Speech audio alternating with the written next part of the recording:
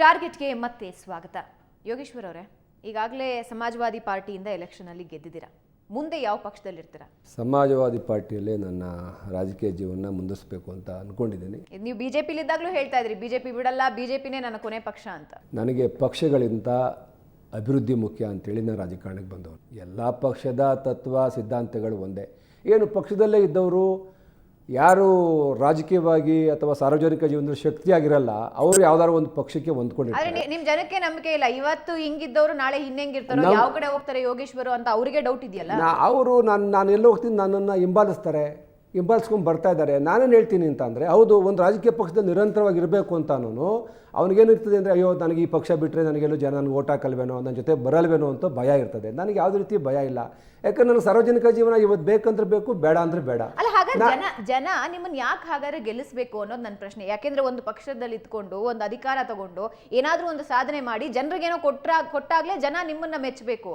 ಇವಾಗ ನಿಮ್ಮನ್ನ ಗೆಲ್ಸದ ಮೇಲೆ ನೀವು ಪಕ್ಷದಿಂದ ಪಕ್ಷಕ್ಕೆ ಶಿಫ್ಟ್ ಆಗ್ತಾ ಇರ್ತೀರಾ, ಮತ್ತೆ ಜನ ಯಾಕೆ ನಿಮ್ಮನ್ನ ನಂಬಬೇಕು? ಅಲ್ಲಮ್ಮ, ನಾನು ಪಕ್ಷದಿಂದ ಪಕ್ಷಕ್ಕೆ ಶಿಫ್ಟ್ ಆಗ್ತಾ ಇರೋದನ್ನೇ ಜನಗಳ ಅಭಿವೃದ್ಧಿಗೋಸ್ಕರ ತಾನೇ. ಈಗ ನನಗೆ ಆ ಥರ ಮಾಡದೆ ಹೋಗಿದ್ರೆ ಜನ ಯಾರೂ ದಡ್ರಲ್ಲ. ಇವತ್ತು ಸಮಾಜದಲ್ಲಿ ದಿನ ನೀವೇ ಮಾಧ್ಯಮದಲ್ಲಿ ಸಾವಿರಾರು ಸುದ್ದಿಗಳನ್ನು ಬಿತ್ತರಿಸ್ತಾ ಇರ್ತೀರಿ. ಅದು ನನ್ನ ತಾಲೂಕಿನ ಜನ ಪ್ರಜ್ಞಾವಂತಿದ್ದಾರೆ, ಸ್ವಾಭಿಮಾನಿಗಳಿದ್ದಾರೆ. ಕೇವಲ ಬೆಂಗಳೂರು ನಗರಕ್ಕೆ 50 ಕಿಲೋಮೀಟರ್ ಇರ್ತಕ್ಕಂಥ ಕ್ಷೇತ್ರ. ಹಾಗಾಗಿ ನಾನೇನು ಹೇಳ್ತೀನಿ ಅಂತಂದರೆ, ಬರೀ ಪಕ್ಷ ಬದಲಾವಣೆ ಮಾಡೋದೊಂದು ರಾಜಕೀಯ, ಅಲ್ಲಿಗೆ ಒಂದು ಉದ್ದೇಶ, ಒಂದು ಯೋಗೇಶ್ವರ್ ಯಾವುದಾದ್ರು ನಿರ್ಧಾರ ತಗೊಳ್ತಾನೆ ಅಂತ ಅಂದರೆ ಅದರ ಹಿಂದೆ ಅಭಿವೃದ್ಧಿಯ ಅದು ಒಂದು ಆಲೋಚನೆ ಇದೆ ಅಂತೇಳಿ ನಮ್ಮ ಜನಗಳಿಗೆ ಗೊತ್ತಿದೆ. ನನ್ನ ಕಾನ್ಸ್ಟಿಟ್ಯೂನ್ಸಿಗೆ ನಿಮ್ಮ ಸುವರ್ಣ ಟಿ ವಿಯವ್ರನ್ನ ಒಂದು ದಿವಸ ಕರ್ಕೊಂಡು ಹೋಗ್ತೀನಿ. ನಾನು ಬೇರೆ ಕ್ಷೇತ್ರಕ್ಕಿಂತ ಯಾವ ರೀತಿ ವಿಭಿನ್ನ ಅನ್ನೋದನ್ನು ನೀವು ಪ್ರತ್ಯಕ್ಷವಾಗಿ ನೋಡೇ ತಾವು ತಿಳ್ಕೊಬೇಕು. ಮಾತುಗಳಿಂದ ಅದನ್ನು ಹೇಳಲಿಕ್ಕೆ ಸಾಧ್ಯ ಇಲ್ಲ. ನಾನು ನಮ್ಮ ಕ್ಷೇತ್ರದಲ್ಲಿ ಒಂದು ಹೊಸ ಯೋಜನೆ ಮಾಡಿದೆ. ಕುಡಿಯೋ ನೀರಿಗೆ ಶುದ್ಧ ಕುಡಿಯುವ ನೀರನ್ನು ಘಟಕಗಳನ್ನು ಮಾಡಿದ್ದೀನಿ. ನಾನೇನು ಜಾಸ್ತಿ ಪ್ರಚಾರ ಕೊಡಲೇ ಇಲ್ಲ. ಸುಮಾರು ಇವತ್ತು ನನ್ನ ತಾಲೂಕಿನಲ್ಲಿ 40 ರಿಂದ 50 ಶುದ್ಧ ನೀರಿನ ಘಟಕಗಳು ಕೆಲಸ ಮಾಡ್ತಾಯಿದೆ.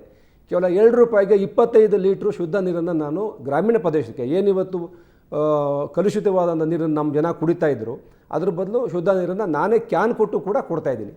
ಸೊ ಇದು ಸಾರ್ವಜನಿಕರಿಗೆ ಏನು ಅನಿಸುತ್ತೆ, ಹೌದು, ಜನಪರ ಕಾಳಜಿನ ವ್ಯಕ್ತಪಡಿಸುತ್ತೆ. ಇದನ್ನ ಇವತ್ತು ಸರ್ಕಾರ ಟಿಕೆಟ್ ಮಿಸ್ ಆಯ್ತು ಕೊಡ್ಲಿಲ್ವಲ್ಲ, ಅದನ್ನ ಅವ್ರನ್ನೇ ಕೇಳಬೇಕು. ನಾನು ಆದ್ರೆ ಏನ್ ಹೇಳ್ತಾರೆ, ಕಾಂಗ್ರೆಸ್ ಪಕ್ಷಾಂತರಿಗಳಿಗೆ ಮಾಡದಂತಹ ಒಂದು ನಿರ್ಧಾರ ಇದು ಮುಂದಿನ ಪಕ್ಷಾಂತರಿಗಳಿಗೆ, ಯೋಗೇಶ್ವರಿಗೆ ಏನ್ ಮಾಡಿದ್ದಾರೆ ಅದು ಮುಂದಿನ ಪಕ್ಷಾಂತರಿಗಳಿಗೆ ಒಂದು ದೊಡ್ಡ ಪಾಠ ಅಂತ. ಹಾಗಾದ್ರೆ ಕಾಂಗ್ರೆಸ್ ಇಂದ ಇದ್ದು ರೆಬಲ್ ಆಗಿದ್ದು ಇಂಡಿಪೆಂಡೆಂಟ್ ಆಗಿರೋನ್ನ ಪುನಃ ಕಾಂಗ್ರೆಸ್ ಸೇರಿಸ್ಕೊಂಡು ಮಂತ್ರಿ ಮಾಡಿಲ್ವಾ? ನಿಮ್ಮನ್ನ ಯಾಕೆ ಮಾಡಲಿಲ್ಲ ಹಾಗಾದ್ರೆ? ನಾನು ಟ್ರಸ್ಟ್ ವಿಚಾರ ಅಲ್ಲ. ನಾನೊಬ್ಬ ಪ್ರಭಾವಶಾಲಿ ಯುವಕ, ನನ್ನಿಂದೆ ಜನ ಇದ್ದಾರೆ, ನನ್ನಿಂದೆ ಸಮಾಜ ಇದೆ. ಇವನ್ನು ರಾಜಕೀಯದಲ್ಲಿ ಬಿಟ್ಟರೆ ನನಗೆ ನಮ್ಮ ನಾಯಕತ್ವಕ್ಕೆ ಆಲೋಚನೆ ತೊಂದರೆ ಆಗುತ್ತೆ ಅಂತೇಳಿ ಆಲೋಚನೆ ಮಾಡಿದವರು ಆ ಒಂದು ಭಯದಿಂದ ನನ್ನನ್ನು ಮತ್ತೆ ಕಾಂಗ್ರೆಸ್ಸಿಗೆ ಸೇರಿಸ್ಕೊಳ್ಳಿಲ್ಲ. ಇದು ಕಾಂಗ್ರೆಸ್ ಹೈಕಮಾಂಡಿಗೆ ಗೊತ್ತಿದ್ವೋ ಇಲ್ಲೋ ಗೊತ್ತಿಲ್ಲ, ಸ್ಥಳೀಯ ನಾಯಕರು ಸೇರಿಸ್ಕೊಳ್ಳಿಲ್ಲ. ಪರಮೇಶ್ವರವ್ರು ಪ್ರಯತ್ನ ಪಟ್ಟರು, ಸಿದ್ದರಾಮಯ್ಯವ್ರು ಪ್ರಯತ್ನ ಪಟ್ಟರು. ನಾನು ಮೊದಲು ಸಿದ್ದರಾಮಯ್ಯವ್ರಿಗೆ ಹೇಳಿದೆ, ಸರ್ ತಾವು ಮುಖ್ಯಮಂತ್ರಿ ಆಗಿದ್ದೀರಿ, ನಾನು ನಿಮ್ಮ ಜೊತೆಲಿ ಇವತ್ತು ಬಂದು ಕುಂತ್ಕೋಬೋದಾಗಿತ್ತು, ನೀವು ನನಗೆ ಟಿಕೆಟ್ ಕೊಡ್ಸೋಕ್ಕಾಗಲ್ಲ ಅಂತ ನನಗೆ ಗೊತ್ತಾಗ್ತಾಯಿದೆ ಕಣೆ, ನಿನಗೆ ಅನ್ಯಾಯ ಆಗಿದೆ, ತಪ್ಪಾಗಿದೆ ಅಂತ ಅಂದರು. ನಾನಂತೆ ಸರಿ ಮಾಡ್ತೀನಿ ಸರ್, ಅದನ್ನು ಏನಾದ್ರು ಅಟ್ಲೀಸ್ಟ್ ನಾನು ಯಾವುದೇ ಒಂದು ಸ್ವಂತ ಆಸೆಯಿಂದ ವೈಯಕ್ತಿಕ ವಿಚಾರಗಳಿಂದ ಪಕ್ಷವನ್ನು ಬದಲಾವಣೆ ಮಾಡೋಲ್ಲ. ಪದೇ ಹೇಳ್ತಾ ಇದ್ದೀನಿ. ನೀವು ಅದೇ ಪ್ರಶ್ನೆ ಕೇಳ್ತಾ ಇದ್ದೀರಾ. ನಾನು ಯಾಕೆ ಕೇಳ್ತೀನಿ ಅಂತಂದರೆ, ನಾನೇನು ನನ್ನ ತಂದೆ ತಾಯಿ ಅಥವಾ ಮುತ್ತಾತ ಆ ಥರ ವಂಶ ಪರಂಪರೆಯಾಗಿ ರಾಜಕಾರಣ ಮಾಡಿದವನಲ್ಲ. ನಾನು ಆಕಸ್ಮಿಕವಾಗಿ ರಾಜಕಾರಣ ಬಂದವನು. ನಾನು ಇರೋಷ್ಟು ದಿನ ನಾನು ಕ್ರಿಯಾಶೀಲವಾಗಿರಬೇಕು, ನನ್ನ ಜನಗಳಿಗೆ ಕೆಲಸ ಮಾಡಬೇಕು ಅಂತ ಇರೋನೇ ಹೊರತು ನನಗೆ ಪಕ್ಷದಲ್ಲಿದ್ದೆ, ಅಂಟ್ಕೊಂಡಿದ್ದೆ, ನಾನೇನು ಇದೇ ಪಕ್ಷದದ್ದು ಕಾಂಗ್ರೆಸ್ನಲ್ಲಿ ಸೀನಿಯಾರಿಟಿ ತಗೊಂಡು ಮುಖ್ಯಮಂತ್ರಿ ಆಗಬೇಕು ಅಂತೇನಿಲ್ಲ. ನನಗೆ ಇವತ್ತು ರಾಜಕಾರಣ ಬೇಕೇ ಬೇಕು, ಬೇಡವೇ ಬೇಡ. ಇದ್ದಷ್ಟು ದಿವಸ ನಾನು ನನ್ನ ಕೆಲಸವನ್ನು ಆತ್ಮಸಾಕ್ಷಿಯಾಗಿ ಇಡೀ ಸಮಾಜಕ್ಕೆ, ನನ್ನ ಕ್ಷೇತ್ರಕ್ಕೆ ತಲುಪಿಸ್ಬೇಕು ಅಂತ ನನ್ನ ಉದ್ದೇಶ. ಹಾಗಾಗಿ ನನಗೆ ಪಕ್ಷಗಳಿಗಿಂತ ನನಗೆ ಅಭಿವೃದ್ಧಿ ಮುಖ್ಯ. ತಾಲೂಕಿನ ಜನಗಳ ಸಮಸ್ಯೆಗಳಿಗೆ ಸ್ಪಂದನೆ ಮಾಡದೆ ಹೋದರೆ ನಾನು ಸರ್ಕಾರದಲ್ಲಿ ಸಾರ್ವಜನಿಕ ಜೀವನದಲ್ಲಿ ಇರಲಿಕ್ಕೆ ಇಷ್ಟಪಡ್ತೀನಿ. ಕಾಂಗ್ರೆಸ್ನಲ್ಲಿ ಸ್ಥಳೀಯ ನಾಯಕರು ನಿಮಗೆ ಹೆದರಿ ಟಿಕೆಟ್ ಕೊಡ್ಲಿಲ್ವಾ, ಅಥವಾ ನಿಮ್ಮ ಮೇಲಿರುವಂತಹ ಹಗರಣಗಳಿಂದ ಅವ್ರು ನಿಮಗೆ ಟಿಕೆಟ್ ಸಿಗಲಿಲ್ಲ? ಮೇಡಮ್, ನಾನು ಹೇಳೋದು ಯಾವುದೇ ರೀತಿಯ ನಾನೊಬ್ಬ ಸಾರ್ವಜನಿಕ ಜೀವನದಲ್ಲಿ ಯಾವುದೇ ಹಗರಣಗಳು ನನಗಿಲ್ಲ. ಇನ್ನು ಎಷ್ಟೋ ಜನ ಹೇಳ್ತಾರೆ ಯೋಗೇಶ್ವರ ದುಡ್ಡು ಹಾಕಿ ನಾವು ಮಣ್ಣು ಹಾಕೊಂಡ್ವಿ ಬಾಯಿಗೆ. ಸಾರ್ವಜನಿಕ ಬದುಕಿನಲ್ಲಿ ನನಗೆ ಯಾವುದೇ ರೀತಿಯ ನನಗೆ ಕಪ್ಪು ಚುಕ್ಕೆ ಇಲ್ಲ. ನನ್ನ ವೈಯಕ್ತಿಕವಾದಂಥ ವಿಚಾರವನ್ನು, ಯಾವುದೋ ಒಂದು ಹಳೆಯ ಒಂದು ವಿಚಾರವನ್ನು ಇಟ್ಕೊಂಡು ಆ ಒಂದೇ ವಿಚಾರವನ್ನು ಪ್ರತಿ ಚುನಾವಣೆ ಸಂದರ್ಭದಲ್ಲೂ ಇಲ್ಲ, ಕುಮಾರಸ್ವಾಮಿ ಅವರು ಮುಖ್ಯಮಂತ್ರಿ ಆಗಿದ್ದಾಗ ನನ್ನ ಮೇಲೆ ಕೇಸ್ ಹಾಕಿದ್ರು. ಅದು ರಾಜಕೀಯ ಭಯದಿಂದ. ಅದನ್ನು ಡಿ ಕೆ ಶಿವಕುಮಾರ್ ಮುಂದುವರಿಸಿದ್ರು. ಇದು ನಮ್ಮ ವೈಯಕ್ತಿಕವಾದಂಥ ತಿಕ್ಕಾಟಗಳೇ ಹೊರತು ಇದು ನಾಯಕತ್ವಕ್ಕಾಗಿ ಸಣಸಾಡ್ತಾ ಇದೆಯೋ ಹೊರತು ಇಲ್ಲಿ ಯಾವುದೇ ರೀತಿಯ ನನ್ನ ಮೇಲೆ ಗುರುತರವಾದಂಥ ಯಾವುದೇ ರೀತಿಯ ಲೂಟಿ, ಸಾರ್ವಜನಿಕ ವಂಚನೆ ಅಥವಾ ಸರ್ಕಾರದ ಭಂಡಾರವನ್ನು ಸಂಪತ್ತನ್ನು ಲೂಟಿ ಮಾಡಿದಂಥ ವಿಚಾರ ನನ್ನ ಮೇಲೆ ಏನೂ ಇಲ್ಲ. ಇದ್ರೂ ಕೂಡ ನ್ಯಾಯಾಂಗ ವ್ಯವಸ್ಥೆ ಇದೆ. ನಾನೊಬ್ಬ ಕಳಂಕರಹಿತ ರಾಜಕಾರಣಿ ಆದ್ದರಿಂದ ನನ್ನನ್ನು ಜನ ಎಲ್ಲ ಪಕ್ಷದಲ್ಲೂ ಯಾವುದೇ ಈ ಒಂದು ಪ್ರಜಾಪ್ರಭುತ್ವ ವ್ಯವಸ್ಥೆಯ ಎಲ್ಲ ಪಕ್ಷಗಳು ಪರ ವಿರೋಧ ಎಲ್ಲ ಪಕ್ಷಗಳು ನನ್ನ ಜನ ಗೆಲ್ಲಿಸಿದ್ದಾರೆ. ಹಾಗಾಗಿ ನಾನು ಇದೇ ಗೊತ್ತಾಗುತ್ತೆ, ನನಗೆ ಯಾವುದೇ ರೀತಿಯ ಸಾರ್ವಜನಿಕ ಜೀವನದಲ್ಲಿ ಕಪ್ಪು ಚುಕ್ಕಿ ಇದ್ದು ನನ್ನ ಚುನಾವಣೆಯಲ್ಲಿ ಗೆಲ್ಲಿಸ್ತಾ ಇರಲಿಲ್ಲ. ಓಕೆ, ಮುಂದಿನ ಲೋಕಸಭಾ ಎಲೆಕ್ಷನ್ ಬಗ್ಗೆ ಏನಿದೆ ನಿಮ್ಮ ಗಮನ? ಮುಂದಿನ ಲೋಕಸಭಾ ಚುನಾವಣೆಯಲ್ಲಿ ಸಮಾಜವಾದಿ ಪಾರ್ಟಿಯಿಂದ 28 ಕ್ಷೇತ್ರಗಳಲ್ಲೂ ಅಭ್ಯರ್ಥಿ ಆಗ್ತೀನಿ. 28 ಕ್ಷೇತ್ರಗಳಲ್ಲಿ ಎಲ್ಲಿ ನಾವು ಗೆಲ್ಬೋದು ಅಲ್ಲಿ ಕಾನ್ಸಂಟ್ರೇಟ್ ಮಾಡ್ತೀನಿ. ಸಮಾಜವಾದಿ ಪಕ್ಷದ ಅಸ್ತಿತ್ವವನ್ನು ಕರ್ನಾಟಕದಲ್ಲಿ, ಏನು ಕರ್ನಾಟಕ ಸಮಾಜವಾದಿಗಳ ನಾಡು, ಬಹಳ ಹಿಂದಿನಿಂದಲೂ ಕೂಡ ಸಮಾಜವಾದಿ ಪಕ್ಷ ಇಲ್ಲಿ ನೆಲೆ ನಿಂತಿತ್ತು.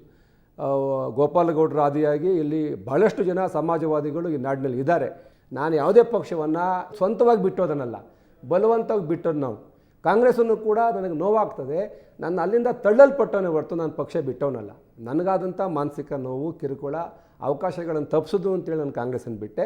ಮತ್ತು 3 ಸತಿ ಕಾಂಗ್ರೆಸ್ಸಿಂದ ಗೆದ್ದಿದ್ರು ಕೂಡ ನಾನು ತಾಲೂಕಿನ ಅಭಿವೃದ್ಧಿ ಮಾಡಲಿಕ್ಕೆ ಆಗಲಿಲ್ವಲ್ಲ ಅಂತೇಳಿ ನೋವಿಂದ BJPಗೆ ಬಂದೆ, ಅಭಿವೃದ್ಧಿ ಮಾಡಿದೆ.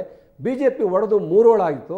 ನನಗನ್ಸುತ್ತು BJP ನನ್ನ ಕ್ಷೇತ್ರ ಜನ ಹೇಳ್ತಾಯಿದ್ರು, ಏನಪ್ಪ ಇಷ್ಟೊಂದು ಹಗರಣ, ಇಷ್ಟೊಂದು BJP ಹೊಡೆದೋಯ್ತು, Yediyurappa ಬಿಟ್ಟೋದ್ರು, BJP KJP BSR ಅಂತಾಯಿತು, ಪುನಃ ಏನು ಮಾಡ್ತೀಯ ಅಂತಂದಾಗ ನಾನು ಮತ್ತೆ ಕಾಂಗ್ರೆಸ್ನವರು ಅದೇ ಸಂದರ್ಭದಲ್ಲಿ ಹಿರಿಯ ನಾಯಕರೆಲ್ಲ ಈ ಒಂದು ಏನು ಇವತ್ತು ಕರ್ನಾಟಕದ ಹಿರಿಯ ನಾಯಕರು ಎಲ್ಲ ಸಂಪರ್ಕದಲ್ಲಿ ನಾನು ಹೋಗಿ ಎಲ್ಲರನ್ನೂ ಮಾತಾಡಿಸ್ದೆ. ಎಲ್ಲರೂ ತುಂಬ ಇಲ್ಲ ನೀವು ವಾಪಸ್ ಬರಬೇಕು ಅಂತಂದರು. ವಾಪಸ್ ಬಂದೆ, ನಗರಸಭೆ ಚುನಾವಣೆ ಮಾಡಿಸ್ಕೊಂಡ್ರು. ಆದರೆ ನನಗೆ ನನ್ನ ಚುನಾವಣೆಯಲ್ಲಿ ಈ ಸಾರ್ವತ್ರಿಕ ಚುನಾವಣೆ ಟಿಕೆಟ್ ಕೊಡಲಿಲ್ಲ. ನನಗೆ ಅನಿವಾರ್ಯ ಆಯಿತು. ಯಾವಾಗ ಆ ಸಂದರ್ಭದಲ್ಲಿ ನಾನು ಸ್ವತಂತ್ರವಾಗಿ ನಿಂತು ಚುನಾವಣೆಯಲ್ಲಿ ಗೆದ್ದಿದ್ದೀನಿ ಅಷ್ಟೇ. ಸಾಕಷ್ಟು ಕಡಿಮೆ ಅವಧಿಯಲ್ಲಿ ಸಾಕಷ್ಟು ಮಾಹಿತಿನ ನಮ್ಮ ಜೊತೆ ಹಂಚಿಕೊಂಡ್ರಿ. ಧನ್ಯವಾದ ಯೋಗೇಶ್ವರ್. ನಮಸ್ಕಾರ ವೀಕ್ಷಕರೇ, ಇದು ಈ ವಾರದ ಟಾರ್ಗೆಟ್. ಮುಂದಿನ ವಾರ ಇನ್ನೊಬ್ಬ ವಿಶೇಷ ಅತಿಥಿಯೊಂದಿಗೆ ನಿಮ್ಮ ಮುಂದೆ ಹಾಜರಾಗ್ತೀನಿ. ನೇರ, ದಿಟ್ಟ, ನಿರಂತರ ಸುದ್ದಿಗಾಗಿ ನೋಡ್ತಾ ಇರಿ ಸುವರ್ಣ ನ್ಯೂಸ್.